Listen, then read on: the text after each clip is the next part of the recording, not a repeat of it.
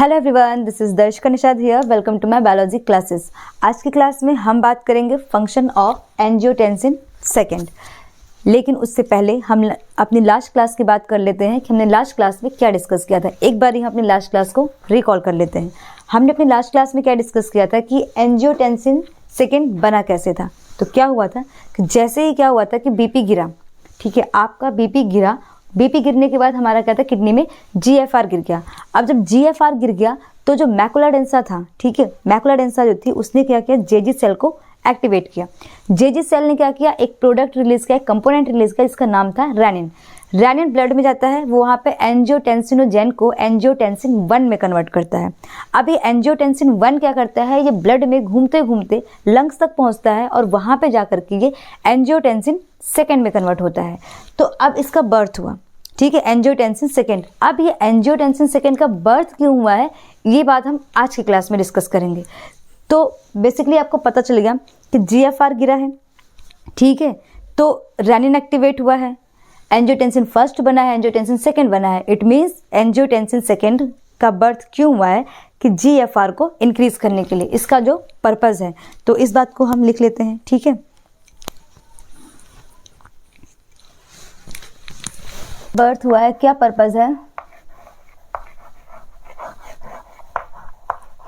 Purpose of angiotensin second is to increase GFR, ठीक है, GFR को इंक्रीज करने का पर्पज़ है। तो इसमें दो केस होते हैं, ठीक है। हम पहले केस नंबर 1 डिस्कस करते हैं। केस नंबर 1 में क्या होता है कि इसके अलावा एक और बात केस नंबर 1 के लिए है कि एंजियोटेंसिन सेकेंड जो है वो स्ट्रॉन्ग वैसोकॉन्स्ट्रक्टर है, ठीक है, स्ट्रॉन्ग वैसोकॉन्स्ट्रक्टर है। इस बात को भी लिख लो, it is a strong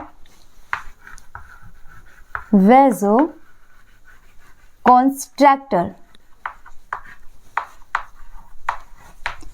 okay, अब हम डिस्कस करते हैं केस 1। केस नंबर 1 में क्या होता है कि अगर ये अब क्या है, वैसोकॉन्स्ट्रक्टर है, तो मतलब कि वैसोकॉन्स्ट्रक्शन करेगा, कहाँ पे करेगा, ये एफरेंट आर्टरियोल पे। तो पहले हम थोड़ा सा किडनी का नेफ्रॉन बना लेते हैं, ठीक है। ये आपका बोमेंस कैप्सूल हो गया, ठीक है। ये आपकी पीसीटी, लूप ऑफ हैनले,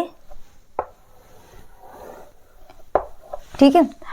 देखो यहाँ पे आपकी ये इफरेंट आर्टरियोल है, इधर वाली एफरेंट आर्टरियोल है, आपको ये अच्छे से पता है, ठीक है। क्योंकि क्या कर रहा है ये एंजियोटेंसिन सेकेंड, क्या कर रहा है, एक स्ट्रॉन्ग वैसोकॉन्स्ट्रक्टर है, तो एक्ट कहाँ करेगा, ये एफरेंट आर्टरियोल पे, ठीक है। एंजियोटेंसिन सेकेंड एक्ट करेगा किस पे, एफरेंट आर्टरियोल पे। अब ये जो एफरेंट आर्टरियोल पे एक्ट करेगा तो यहाँ पे वैसोकॉन्स्ट्रक्टर है, ये क्या है, ये कॉन्ट्रैक्ट होगा। कॉन्ट्रैक्ट होगा तो यहाँ से क्या होगा, यहाँ पे क्या होगा, यहाँ पे फिर बीपी इंक्रीज हो जाएगा, यहाँ पर बीपी बढ़ जाएगा। बीपी बढ़ेगा तो हमारा एनएफपी बढ़ जाएगा, ये एनएफपी बढ़ गया, ठीक है। एनएफपी बढ़ने के बाद यहाँ पे अल्टीमेटली जीएफआर जो है, ये जीएफआर है, ये भी बढ़ जाएगा। और हमें यही करना था, ठीक है, केस नंबर 1 कि जीएफआर बढ़ाना था। वैसोकॉन्स्ट्रक्टर है, एफरेंट आर्टरियोल पे इसने वैसोकॉन्स्ट्रक्शन किया, इसके बाद यहाँ पे बीपी इंक्रीज हो गया, बीपी इंक्रीज हुआ तो एनएफपी इंक्रीज हो गया, एनएफपी इंक्रीज होगा तो फिर आपका जीएफआर भी इंक्रीज हो जाएगा। Case number 1। अब केस नंबर हम 2 डिस्कस करते हैं। केस नंबर 2 के लिए हमें जाना पड़ेगा अपनी किडनीज पे। देखो ये आपका केस नंबर 2 और this is your kidneys.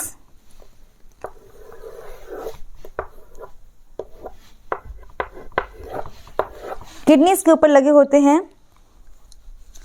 2 cap like structure, इस तरह से।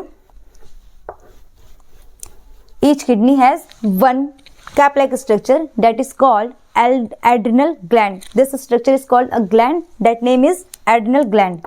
यहाँ पर मैं मेंशन कर दे रही हूँ adrenal gland। ये जो shaded part है पर्पल कलर में, ये है एड्रिनल ग्लैंड, ठीक है। अब ये एड्रिनल ग्लैंड यहाँ पर एंजियोटेंसिन सेकेंड आकर के एक्ट करेगा। कैसे एक्ट करेगा? यहाँ पे कुछ रिसेप्टर्स लगे होते हैं, इस ग्लैंड पे कुछ रिसेप्टर्स लगे होते हैं लाइक दिस, ठीक है, ऐसे। एड्रिनल ग्लैंड पे कुछ रिसेप्टर्स जो लगे होते हैं, ये क्या करता है, यहाँ पे आकर के बाइंड हो जाता है। कलर चेंज कर देते हैं। एंजियोटेंसिन सेकेंड है ये, और ये आकर के इस एड्रिनल ग्लैंड के रिसेप्टर पे बाइंड हुआ। जब ये एड्रिनल ग्लैंड के रिसेप्टर पे यहाँ पे आकर के बाइंड अप होता है, तो इस ग्लैंड से एक हार्मोन सिक्रेट होता है, that name is aldosterone hormone. कहाँ पे लिखूं मैं?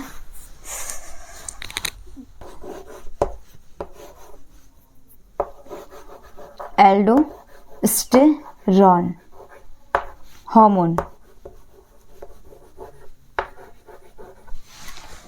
एड्रिनल ग्लैंड से एल्डोस्टेरोन हार्मोन सिक्रीट हो गया, ठीक है।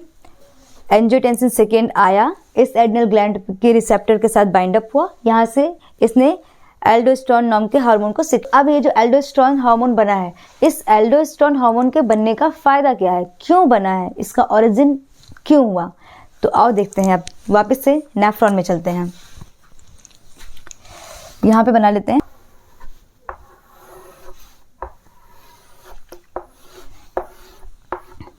ये लूप ऑफ फैनले,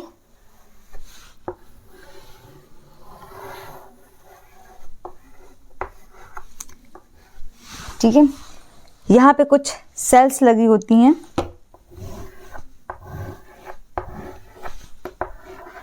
इस तरह से डीसीटी पे। आपको पता है मैं नेमिंग नहीं कर रही हूँ, पीसीटी है, लूप ऑफ फैनले, डीसीटी पे कुछ सेल्स लगी हुई हैं। अब ये है आपका एल्डोस्टेरोन हार्मोन, ये आपका एल्डोस्टेरोन हार्मोन।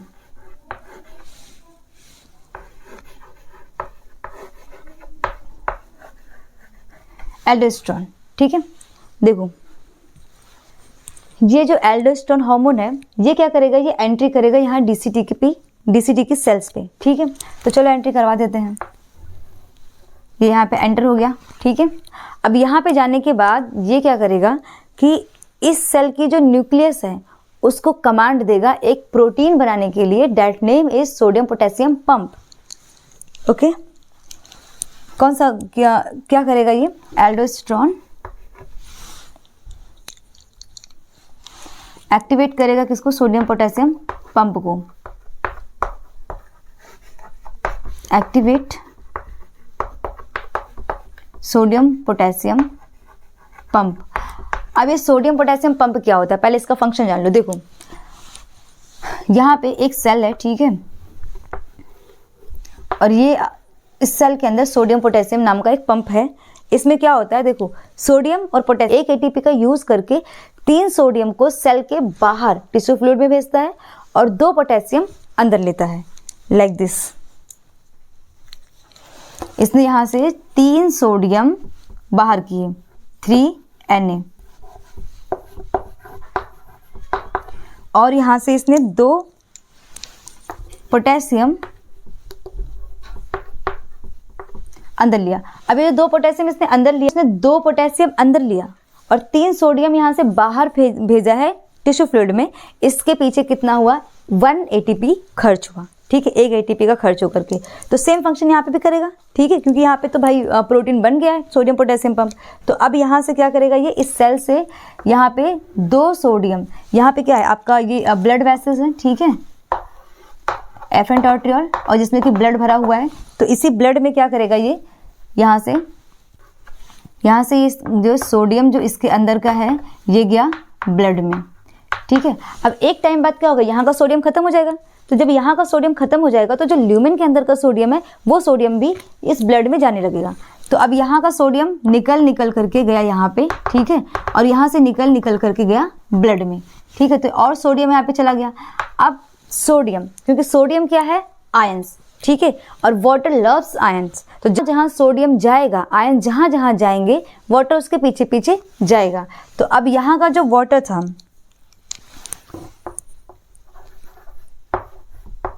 ये जो वाटर है ये भी कहाँ गया, ब्लड में, ठीक है। अब यहाँ पे भी H2O भी आ गया, ठीक है, और सोडियम भी आ गया। तो अब क्या हुआ इससे, जब यहाँ पे वाटर आ गया तो मतलब कि यहाँ पे BP जो है यहाँ ये कॉन्ट्रैक्ट हुआ, इधर साइड का BP इंक्रीज हुआ, BP बढ़ा मतलब कि NFP बढ़ा, NFP बढ़ा मतलब कि GFR बढ़ा। अल्टीमेटली हमको यही करवाना था, ठीक है। तो एंजियोटेंसिन सेकेंड के 2 फंक्शन हमने आपको बताया कि उसके क्या रोल है, ठीक है। एक बारी हम पूरा लेक्चर सम अप कर लेते हैं, ठीक है। देखो हमने आपको क्या बताया कि एंजियोटेंसिन सेकेंड जो है वो क्या है, इसका पर्पस क्या है कि जो GFR गिर गया है उस GFR को इंक्रीज करना।